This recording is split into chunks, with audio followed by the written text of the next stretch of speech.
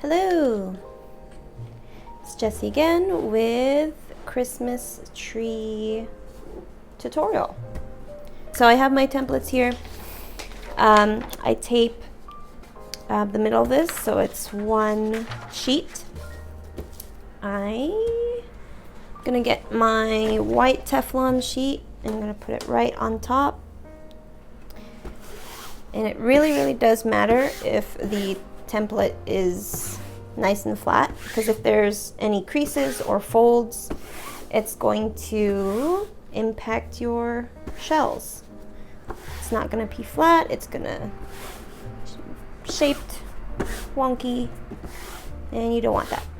So after I smooth out the template, I'm going to go ahead and tape it down, because there's nothing worse than your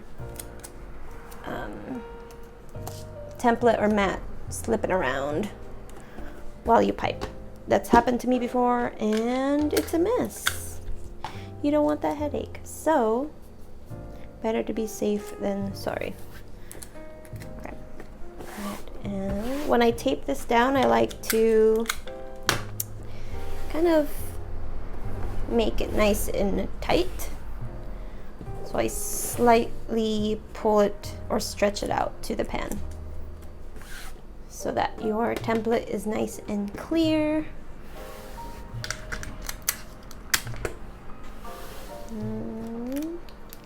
There you go.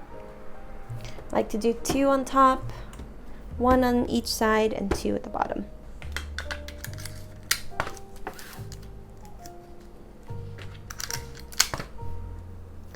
Okay, so I have about 5 colors. I have the darkest, which is the bottom.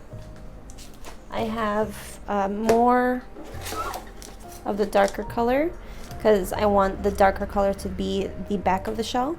So I'm going to go ahead and put that aside. Then I have a lighter color than that to go on top. A medium light color. And then the lightest color. I have the yellow for the star and brown for the tree trunk. With these, I like to, where's my scissors? Okay, since these have little batter in them, I want to go ahead and cut these excess piping bag because it's going to get in the way. So I'll go ahead and do that for most of the bags. There you go. There you go. So now it's nice and clean. You want your piping time to be as smooth as possible. And please don't mind. I'm going to go ahead and mention my nails. There's 2 missing. So, yeah, that's awkward. But, yeah, I wanted to show that to you guys. Alright, let's get started. Before I start, I'd like to prep all my pans. You really want to limit the time that your batter sits in the bag or sits on the pan. So as much as you can do to prep your piping time to be shorter, I suggest you do so. What I also like to do is pipe the back shells first. Since the front of the shells are going to take most of your time because of the detail, you really want to do the back shells first so that the batter doesn't get too runny or sit too long. So I really prioritize the back shells first. If the meringue kind of deflates a bit, then it adds a bit more moisture as it bakes, so your shell integrity kind of weakens and you get that weird splotchy oily look, which is not pretty. So yeah, I guess one of my biggest lessons is to do your backs first. Yeah. Okay, we're gonna go ahead and start with the back shells. So I wanted to show you how I cut my piping bag. I look for the inseam and make sure it's in the middle, and I go ahead and cut however big I want the tip to be. So I kind of want it very small so I can get the details of the tree. There you go, very tiny. Also, I highly recommend having, sorry, I almost walked away from there it goes. Walked away from my recorder, was gonna fall off. Okay, so I highly recommend having a paper towel aside just to put your bag down so you don't make a mess. All right, let's do the first one. I really like starting with the back too, so you get the feel of the shape before you get into detail.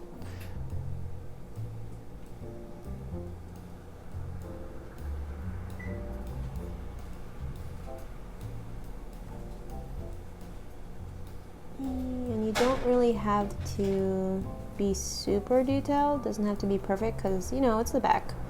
No one looks at the back, you just look at the front and then eat it.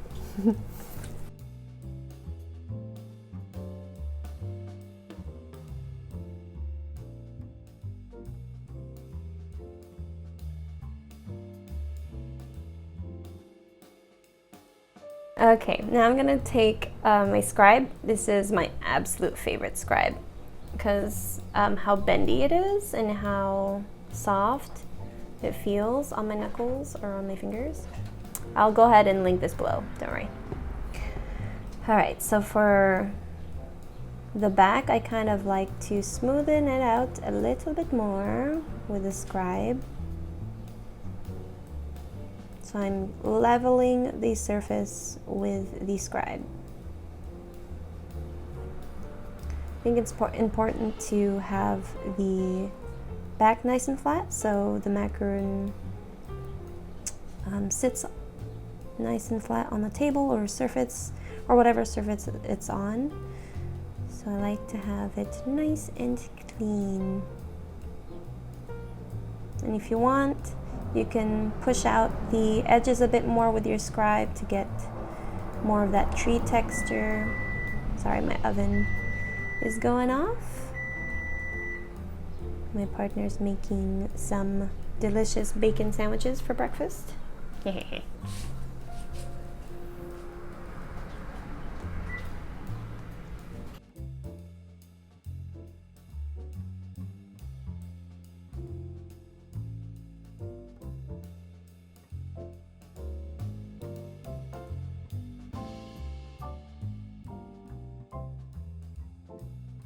I just remembered a quick tip as I was piping these.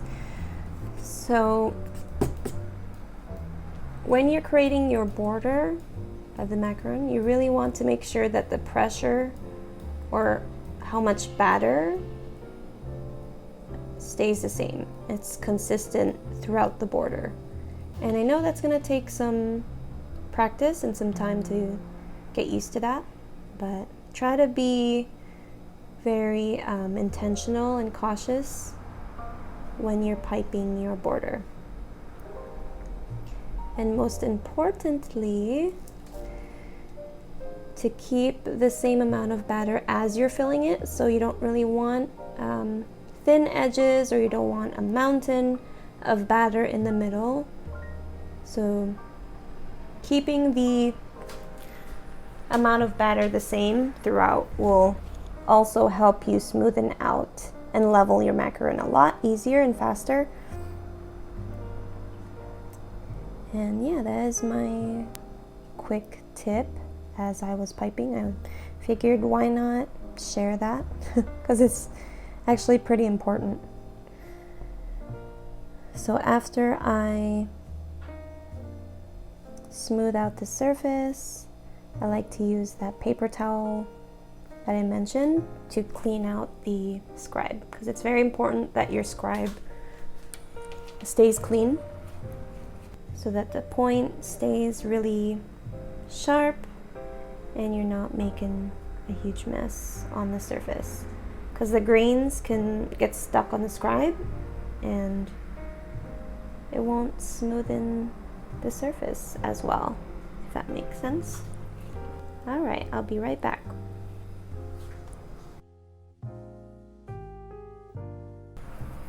Also, another great tip that I'd like to share is smoothing out the surface of your shell right away as soon as you're done piping it, because you never know how fast it'll dry, and it's much easier to smoothen out when it's just piped rather than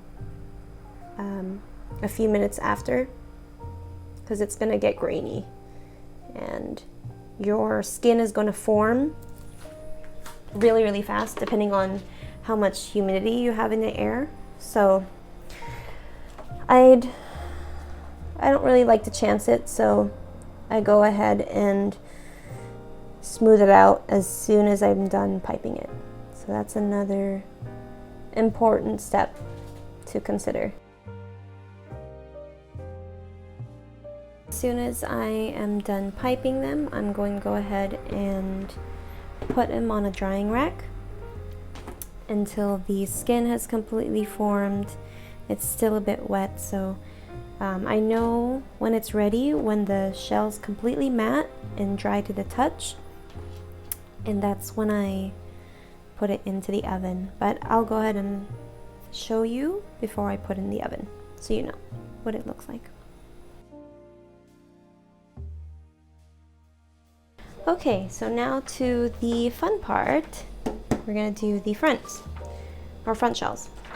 So I highly recommend printing another image of your tree so that you can just keep looking at it as you pipe. So before I pipe, I make sure to really observe the design. What element is at the most bottom? You notice that the trunk is underneath everything. So I'm gonna go ahead and pipe the trunk first, then the darkest part of the tree. Then on top of that is the medium one, and then the less medium, and then the lightest, and then finally the star. So the snow and the ornaments and the lights, I will go ahead and use royal icing for that. So just so I can get more detail and have the design more clean. So I'm just going to be doing the tree part. So yeah, let's get started.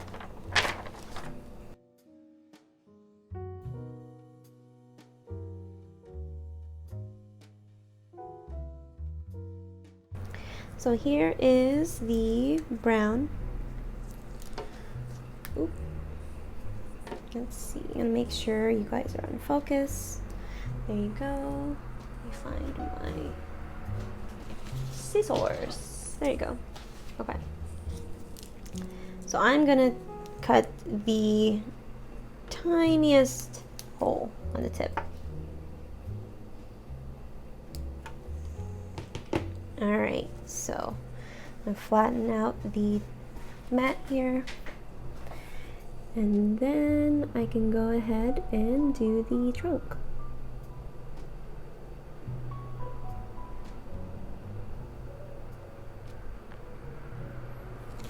There you go, simple as that. Doesn't have to be completely perfect.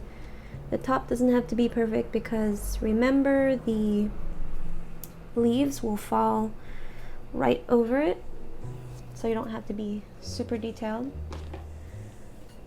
So I'm gonna go ahead and do the rest of the trunks now.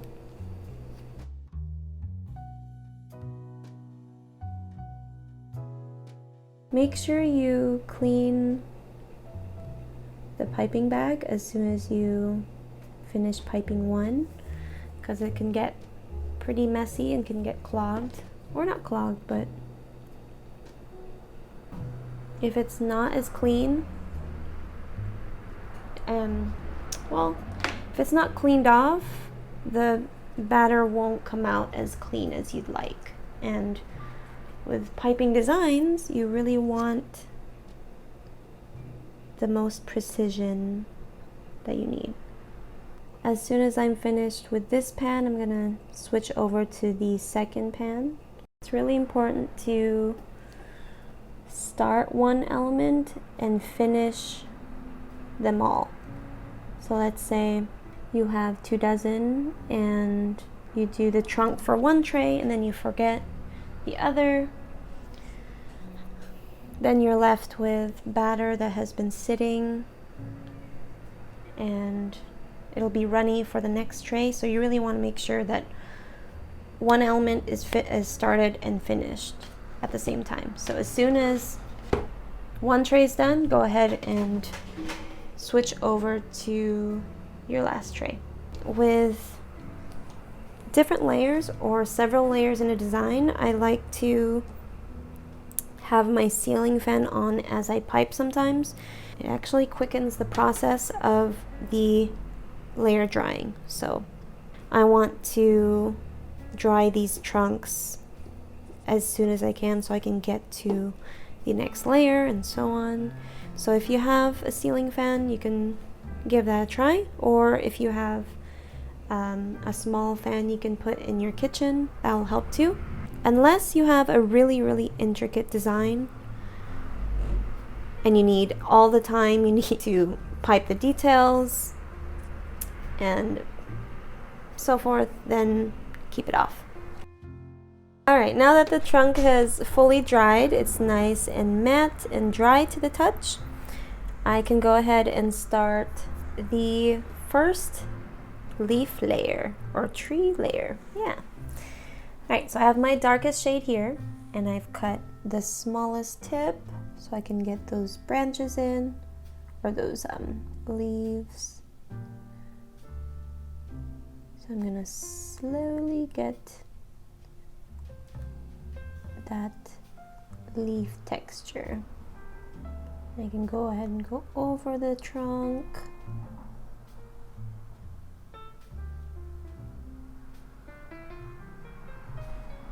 And there you go.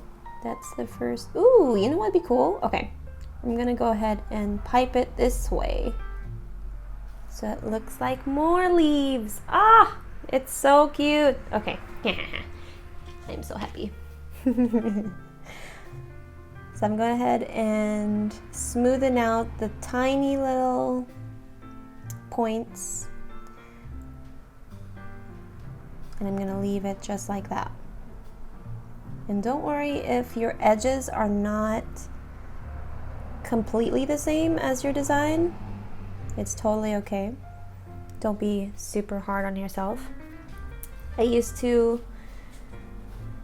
try to make the batter look like the design as much as possible. I mean, I still do, but I used to be very particular about it and manipulate the batter a lot with the scribe. But I think now, as I've piped longer and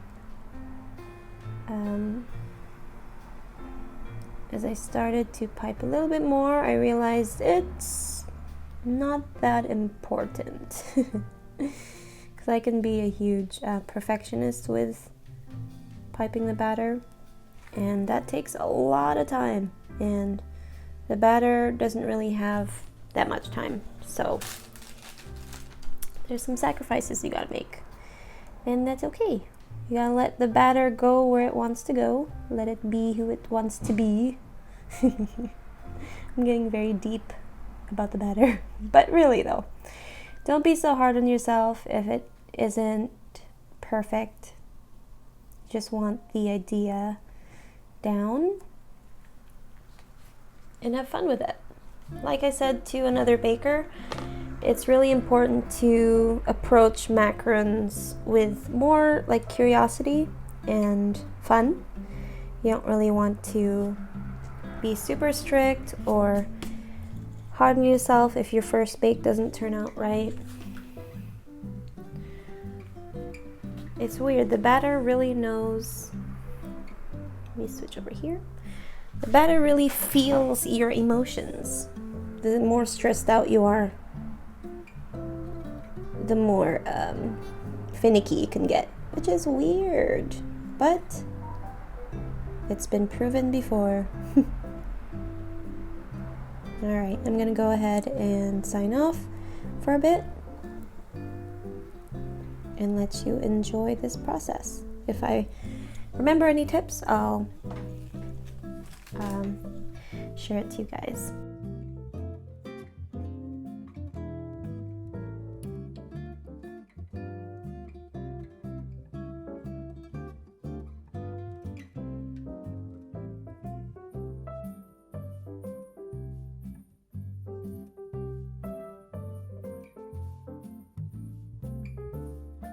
Okay, now that I've finished all the bottom layers of the tree, I'm gonna let it sit until dry. Then we can go ahead and do the next one. Okay, so I have checked up on the back of the shells and it looks like they're ready to be put into the oven. Let me show you how it looks. So it's completely matte and dry to the touch, and let me show you, it should completely have no indentation. So it should feel like I guess the back of your palm. I mean, it should feel like your palm with how tender it is. You should still feel some softness to it. So I have the oven at 295 and it's currently preheating. I'm going to take off all the tape and remove the template underneath to get it ready to go in the oven. So the oven temperature is kind of a tricky thing. My temperature may not necessarily work for your oven. You're gonna have to experiment and see which works for you or which works for your macarons, because every oven is different. But I would suggest starting at around 300 degrees Fahrenheit and time it for about 8 minutes and see if it is the right temperature.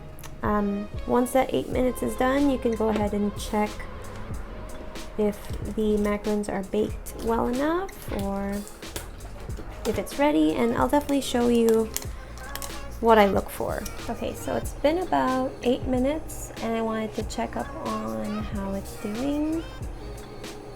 So what I check is how the surface feels. If it's still a bit soft, I would put it in a little bit longer and see if the shell kind of moves around on the template. It seems pretty secure already. Just be very careful, it's really hot.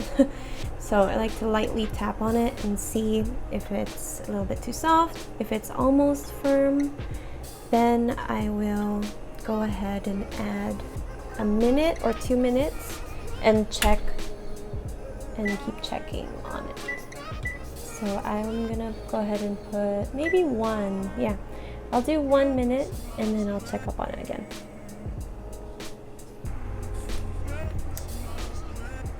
Alright, so it's been another minute and I'm gonna go ahead and check up on it. Let's take it out. Alright, so let's see how this feels. So let's see if it's definitely a lot firmer. It's not soft in the middle. So I think they're ready. I'm gonna go ahead and let them cool.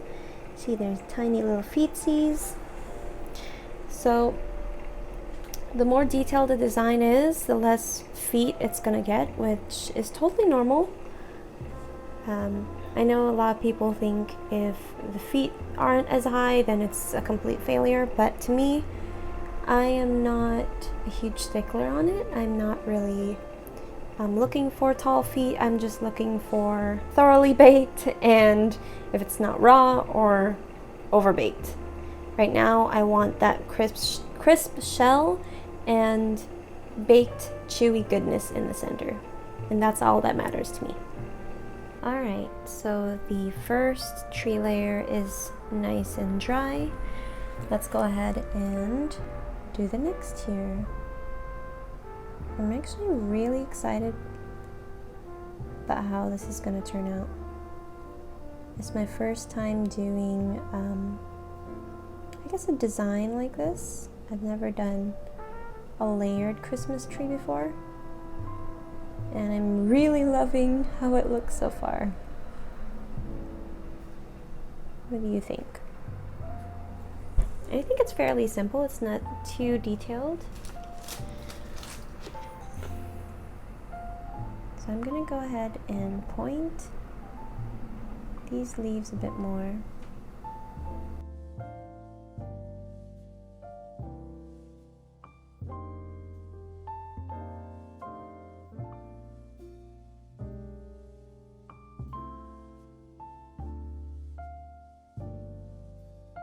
I will do this to the rest of the layers, and I'm gonna check back with you when I do the top most layer, the star, because it's pretty much just a repeating step for all of the trees. You let them dry each time, so every time you do one layer, let it rest until it's completely dry, and then do the next. So you're going to repeat those steps until you're all the way to the top of the tree. We're going to meet back with you. I'm going to meet back with you when we do the star.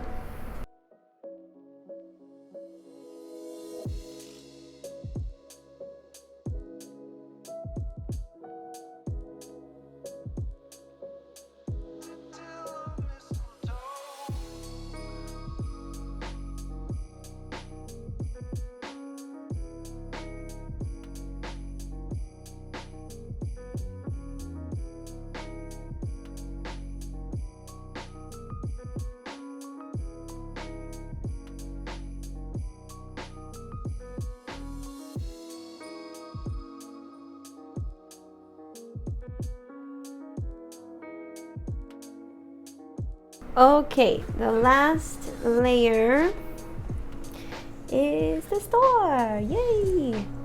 I made it.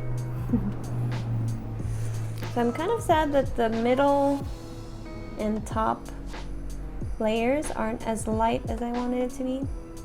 So it's kind of meshing with the whole tree, but that's just me being picky. I really wanted it to be a nice little gradient, but dark. Yeah. Oh, I was in the room. I was in the bedroom. Oh, that's fine. I thought you were recording. I am recording, but I'm talking to you too. Oh. It's fine. But yeah, I'm kind of sad that it's not as light as I wanted it to be. It's fine. But now it's just a nice fluffy tree. Alright, let's go ahead and carefully put the topper on. Let's see. So you really gotta make sure the star is touching the tree, otherwise it's going to bake off and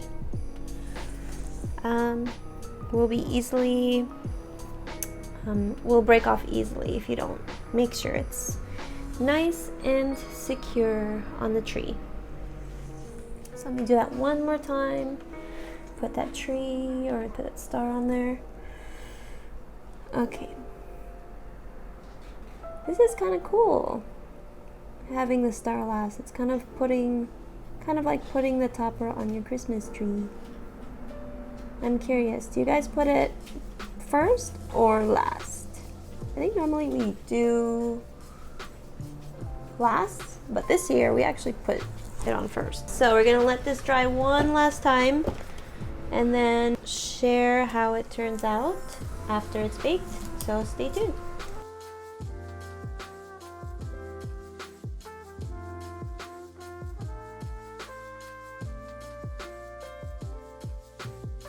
And here they are. The Christmas trees are all baked and I let them rest for about, let's see, 10 minutes to cool. Let's see how they turned out.